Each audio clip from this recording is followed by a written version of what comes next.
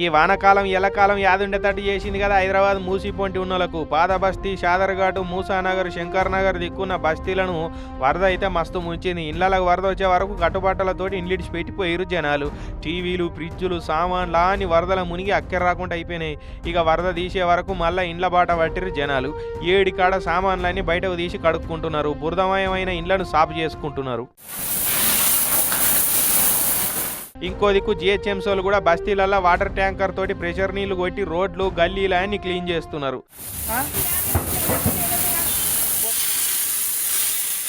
రోగాలు రాకుండా శానిటేషన్ మందులు కూడా కొడుతున్నారు. మలక్పేట ఎమ్మెల్యే అహ్మద్ బలాలన్న గల్లీలని తిరుగుకుంటా మున్సిపాలిటీలతోటి దగ్గరుండి పని చేయిస్తున్నాడు. ఇక ఎమ్మెల్యే గోసలు చెప్పుకొని బాధపడబట్టిరు జనాలు. మూసీకి ఎన్నడో ఓనాడు గిసోడి పరిస్థితే వస్తుందని తెలిసి సర్కారు కూడా మూసీని ప్రక్షాళన చేద్దామని ఇక మధ్యేసింది. అయితే ప్రతిపక్షం వాళ్ళేమో సర్కారు వాళ్ళే కావాలని గేట్లు ఎత్తిరు, వరదొచ్చేటట్టు చేసిరని ఎత్తి 7 దోశల దుమ్మెత్తి పోస్తున్నారు.